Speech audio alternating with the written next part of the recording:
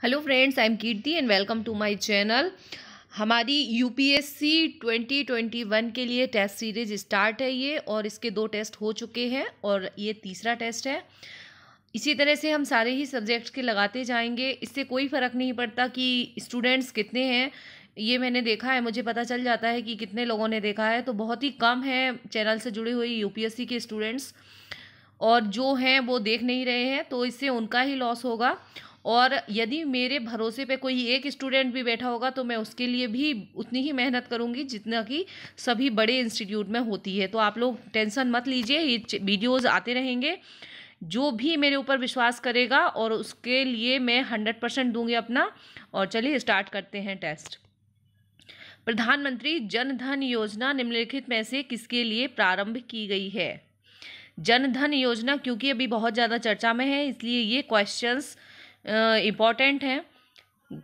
ये चूंकि टेस्ट है इसलिए आप लोगों को 2 मिनट का टाइम दिया जाएगा, 20 सेकंड का टाइम दिया जाएगा। आप लोग सोच लीजिए आंसर, उसके बाद फिर मैं बता दूंगी। गरीब लोगों को अपेक्षाकृत कम ब्याज दर पर आवास ऋण प्रदान करने के लिए।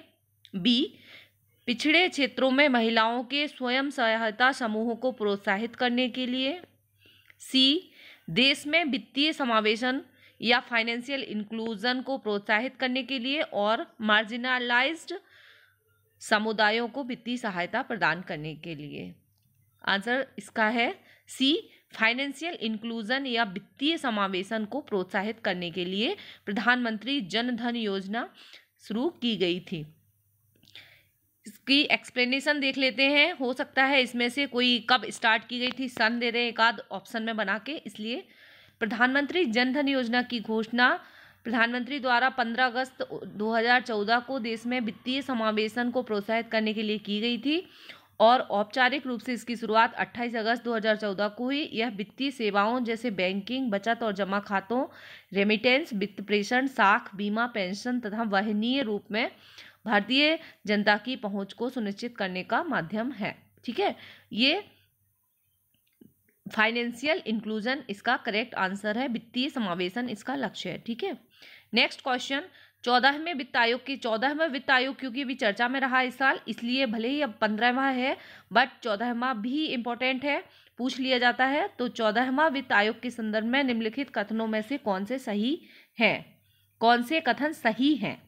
ठीक है, इसमें से 14वें के बारे में है। इसने केंद्रीय विभाज्य पूल में राज्यों को मिलने वाला हिस्सा 32% से बढ़ाकर 42% कर दिया। ऑप्शन 2, इसने विशेष तौर पर सेक्टरों से जुड़े सेक्टर स्पेसिफिक अनुदानों से संबंधित सिफारिशें की। तो 14वें वित्त आयोग से संबंधित कौन से सही हैं? केवल एक, केवल दो, एक और दो दोनों, ना एक ना ही दो। वीडियो को पॉज करके आप आंसर देने की कोशिश कीजिए। ईमानदारी से टेस्ट लगाएंगे तो आपका ही फायदा होगा। मैडम मेरी तो तैयारी है, मुझे तो कोई दिक्कत नहीं है। ठीक है, इसका करेक्ट आंसर है ए। ठीक है, 32% से बढ़ाकर 42% राज्यों को जो दिया जाएगा हिस्सा वो 42% कर दिया गया है। 14वें वित्त आयोग के द्वारा 2015-16 से 2020-21 की अवधि के लिए सिफारिशें की गई थी। ठीक है, क्योंकि ये 20-21 की अवधि पूरी खत्म हो गई है, इसलिए 14वां वित्त आयोग जो है इंपॉर्टेंट हो जाता है। केंद्रीय विभाज्य पूल में राज्यों का हिस्सा वर्तमान 32% से बढ़ाकर मूलतः 42% किया जाए, अतः एक कथन सही है। और आयोग ने राज्यों के बीच विभाज्य पूल में राज्य हिस्से के वितरण के लिए नए क्षैतिज सूत्र का भी सुझाव दिया। ठीक है, 13वें वित्त आयोग की अपेक्षा 14वें वित्त आयोग ने 2 नए परिवर्तनीय कारक जोड़े। इसी तरह से हम 15वां वित्त आयोग के क्वेश्चन भी आगे करंट अफेयर्स में आपके लिए लेके आएंगे। और 2011 की जनसंख्या और वन क्षेत्र तथा राजकोषीय अनुपालक कारक को निकाल दिया गया। 14वें वित्त आयोग ने 13वें वित्त आयोग के विपरीत सेक्टर विशिष्ट अनुदानों से संबंधित कोई सिफारिश नहीं की थी। ऑप्शन में ये जो विशिष्ट अनुदानों से संबंधित सिफारिश का दिया गया है, मेंशन किया गया है, और इसलिए ये नहीं है। ओके, अतः कथन 2 सही नहीं है। कई अन्य प्रकार के अंतरणों का सुझाव भी दिया गया है। इसके अंतर्गत ग्रामीण और शहरी स्थानीय निकायों को अनुदान, आपदा राहत के लिए अनुदानों रहित निष्पादन अनुदान और राजस्व घाटा से संबंधित सुझाव सम्मिलित हैं। 2015 से 20 की अवधि के लिए अंतरण कुल मिलाकर लगभग 5.3 लाख करोड़ रुपए के हैं। अब ये चूंकि इस साल 2020 का ईयर खत्म हो गया है, इसलिए 14वां हो सकता है कि पूछा जाए। यूपीएससी ऐसा पिछला भी पूछ लेता है, कभी कभी 3 साल का भी एक आध क्वेश्चन उठा के पूछ लेता है यदि वो चर्चा में रहता है तो। किसी देश की कर से जीडीपी के अनुपात में कमी क्या सूचित करती है? किसी देश की कर से जीडीपी के अनुपात में कमी क्या सूचित करती है? आंसर देख लिया हो तो ईमानदारी से करिए। आर्थिक वृद्धि दर धीमी होना, कर से जीडीपी के अनुपात में कमी क्या है? ठीक है, आर्थिक वृद्धि दर धीमी होना, राष्ट्रीय आय का कम सामयिक या इक्विटेबल वितरण। दोनों में से कौन से सही हैं? केवल एक, केवल दो, एक और दो दोनों, और कोई नहीं। वीडियो पॉज करके आंसर देने की कोशिश कीजिए। और यदि आपको ये मॉनेटरी पॉलिसी और जीडीपी से रिलेटेड रेपो रेट, राजकोषीय घाटा, सरकार की आरबीआई की मौद्रिक नीति और सरकार की राजकोषीय नीति दोनों ही होती हैं, और इन दोनों में जितनी भी ये टर्मिनोलॉजी यूज होती हैं उनसे रिलेटेड आपको कुछ नहीं पता है तो मैंने ऑलरेडी वीडियो बनाए हुए हैं, आप जाके देख सकते हैं। मॉनेटरी पॉलिसी सर्च कीजिए, एपेक्स सिविल सर्विसेज एकेडमी, बहुत ही अच्छे से समझाया गया है। वन लाइन से आपको बिल्कुल सिंपल वे में सारी ही टर्म समझ में आ जाएंगे, और फिर आपका इकोनॉमिक्स का कोई भी क्वेश्चन गलत नहीं होगा। चाहे आप किसी पीएससी की तैयारी कर रहे हो या यूपीएससी, दोनों के लिए ही वो वीडियोस बहुत अच्छे हैं। इसका करेक्ट आंसर ए है, केवल एक सही है। आर्थिक वृद्धि दर धीमी होना मतलब कर से जीडीपी के अनुपात में कमी आना, और इसका अपोजिट भी पूछा जा सकता है। ठीक है, कर से जीडीपी के अनुपात में वृद्धि होना मतलब आर्थिक वृद्धि दर तेज होना, ऐसा ऑप्शन हो सकता है। ठीक है, अपोजिट भी पूछा जा सकता है, तो आपको रटना नहीं, क्वेश्चन समझना है। कर से जीडीपी के अनुपात या टैक्स टू जीडीपी रेशियो में कमी का अर्थ है जीडीपी के अनुपात में कर संग्रहण की मात्रा में कमी। ठीक है, मतलब टैक्स कलेक्शन कम होना।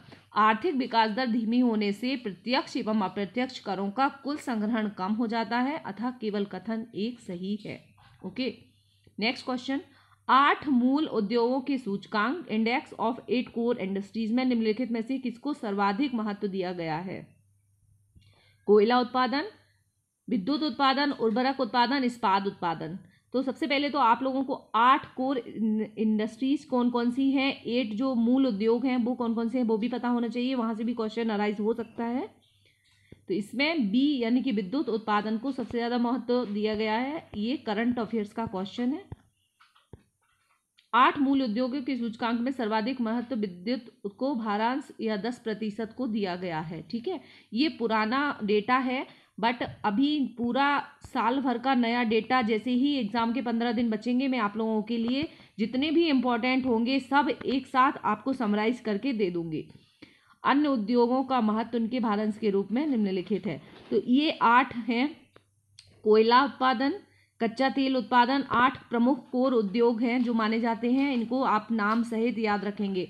प्राकृतिक गैस उत्पादन, रिफाइनरी उत्पाद, उर्वरक उत्पाद, इस्पात उत्पाद, सीमेंट उत्पाद। आपको इतना याद नहीं रखना है कि कितना % क्या है, बट किसका सबसे ज़्यादा है और किसका कम है, बस इतना याद रखेंगे।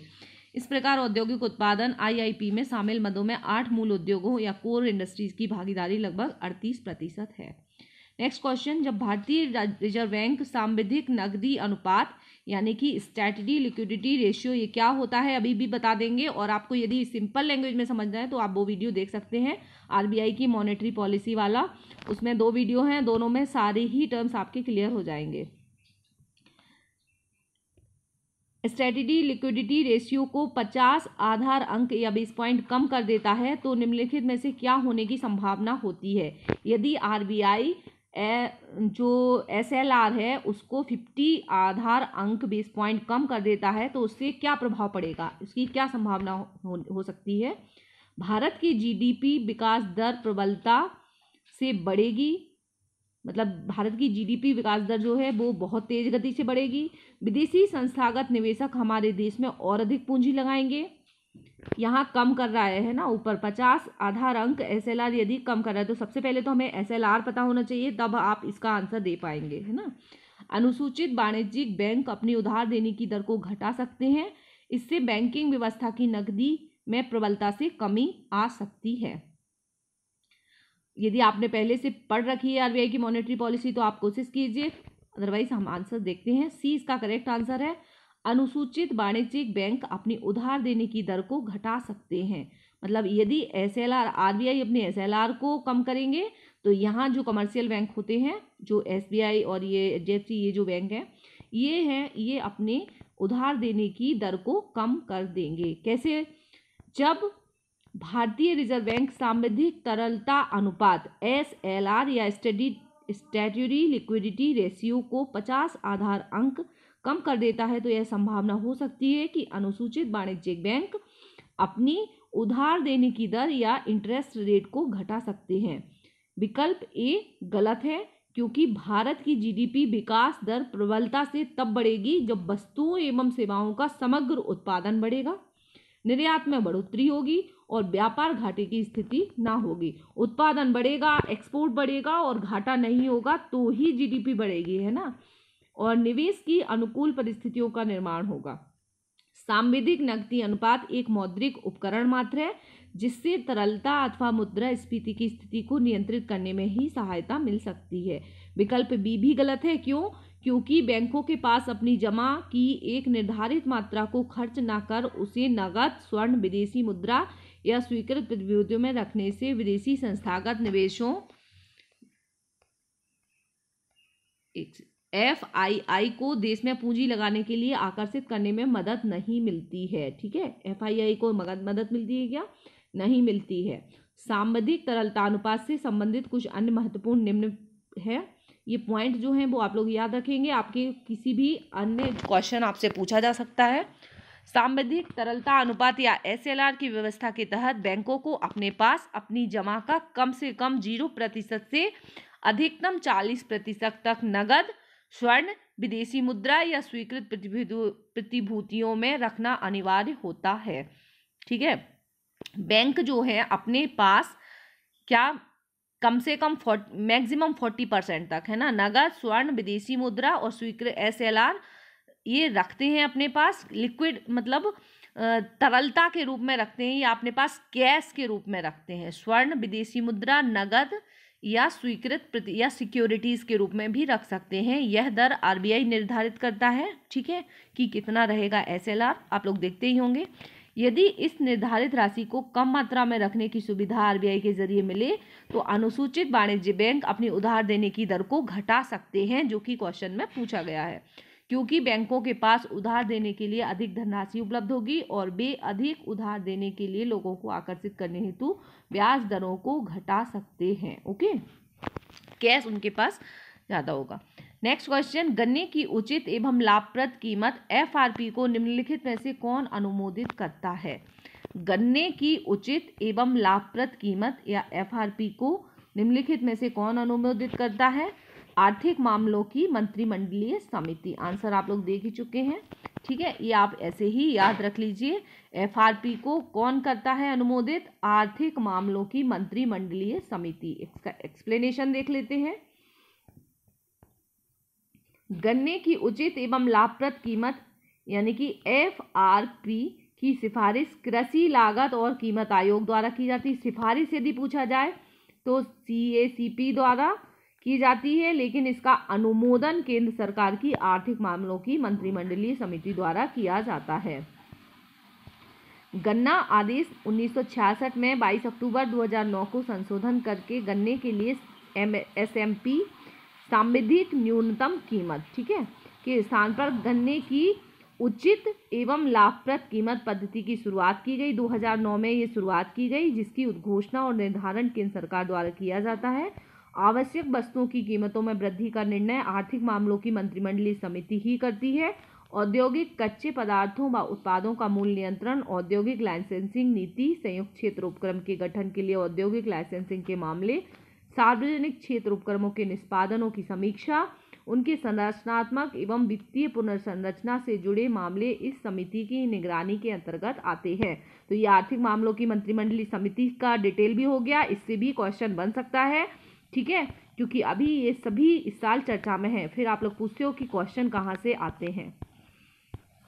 नेक्स्ट क्वेश्चन, विश्व आर्थिक संभावना report global economic prospect report आवधिक रूप से निम्नलिखित में से कौन जारी करता है? वर्ल्ड बैंक की या फिर एडीबी की या डब्ल्यूईएफ की? एक ना एक रिपोर्ट पूछी ही जाती है, ठीक है। तो ये है ग्लोबल इकोनॉमिक प्रोस्पेक्ट रिपोर्ट सामूहिक रूप से निम्नलिखित में से कौन जारी करता है? मैं आपको याद करवा दूंगी सारी ही एग्जाम के पहले जितनी भी रिपोर्ट्स होती हैं उनकी बहुत ही अच्छी ट्रिक है याद करने की, फिर आपको रटना नहीं पड़ेगा। इसका है world bank global economic prospect, याद रखेंगे वर्ल्ड बैंक जारी करता है। विश्व आर्थिक संभावना या global economic prospect report world bank जारी करता है। इसके अलावा विश्व बैंक जिन रिपोर्टों को जारी करता है वे है, ये विश्व बैंक की रिपोर्ट है कमोडिटी मार्केट आउटलुक, विश्व विकास रिपोर्ट और global monitoring report, doing business report, international डेब्ट स्टेटिक्स। ये कुछ इनका स्क्रीनशॉट ले सकते हैं आप लोग, ये रिपोर्ट है वर्ल्ड बैंक की जो कि पूछी जा सकती हैं। भारत में कृषि उत्पादों के बाजार को किसके अधीन विनियमित किया जाता है? अभी चूंकि किसान आंदोलन बहुत ज़्यादा चर्चा में है तो किसान आंदोलन डायरेक्ट तो ये तो नहीं पूछेंगे कि सिंघू बॉर्डर पे क्या हो रहा है, कौन धरना दे रहा है, ये कुछ नहीं पूछेंगे आपसे। कृषि उत्पादों के बाजार को किसके अधीन विनियमित किया जाता है, ठीक है। इनडायरेक्ट क्वेश्चन पूछे जाएंगे पुराने ही, बट रहेंगे एग्रीकल्चर सेक्टर से। आवश्यक वस्तु अधिनियम 1955, राज्यों द्वारा अधिनियमित कृषि उत्पाद विपणन अधिनियम और कृषि उत्पाद अधिनियम 1937, खाद्य उत्पाद आदेश अधिनियम 1956 किसके द्वारा किया जाता है? चूंकि अभी ये कृषि कानून बहुत ज़्यादा चर्चा में है तो ये जो पुराने कृषि कानून है इनसे क्वेश्चन अराइज हो सकता है कि बहुत ज़्यादा संभावना है, ठीक है। कृषि उत्पादों के बाजार को किसके अधीन विनियमित किया जाता है? ऑप्शन बी करेक्ट आंसर है, राज्यों द्वारा अधिनियमित कृषि उत्पाद विपणन समिति अधिनियम। ओके, बी करेक्ट आंसर है, मतलब एपीएमसी एक्ट अभी चर्चा में था। भारत में कृषि उत्पादों के बाजार को राज्यों द्वारा अधिनियमित कृषि उत्पाद विपणन समिति अधिनियम एपीएमसी एक्ट के अधीन विनियमित किया जाता है, अतः विकल्प बी सही है। एपीएमसी कानून के तहत कृषि को राज्य सूची के प्रमुख मुद्दे के रूप में अपनाया गया है। यह एक्ट राज्य सरकारों को वस्तुओं को अधिसूचित करने हेतु सशक्त करता है एवं एपीएमसी बाजारों मंडियों के गठन का अधिकार देता है। और यदि आप लोगों को नए तीनों कानूनों का नहीं पता है तो वो वाला वीडियो भी देख लीजिए, उसमें तीनों ही कानून सरकार के क्या तर्क हैं और किसानों का क्या तर्क है और क्या कमियां हैं, क्या फ़ायदे हैं, सब कुछ डिटेल में दिया गया है। तो सारे ही पॉइंट्स आपके क्लियर हो जाएंगे, वहाँ से भी क्वेश्चन बन सकता है पॉइंट्स देख के, एक आध क्वेश्चन यहाँ से ले लेंगे। Question number 9, agreement on agriculture, agreement on the application of sanitary and phytosanitary measures और पीसी क्लॉज शब्द प्रायः समाचारों में किसके मामलों के संदर्भ में आते हैं? ये पूछा गया है 2015 में क्वेश्चन, ठीक है। इकोनॉमिक्स 2015 में क्वेश्चन पूछे गए हैं। Agreement on agriculture, agreement on application, sanitary phytosanitary और पीस क्लॉज, ये शब्द किससे रिलेटेड हैं? खाद्य एवं कृषि संगठन, जलवायु परिवर्तन पर संयुक्त राष्ट्र की रूपरेखा, विश्व व्यापार संगठन और संयुक्त राष्ट्र पर्यावरण कार्यक्रम। तो ये WTO से रिलेटेड है, विश्व व्यापार संगठन।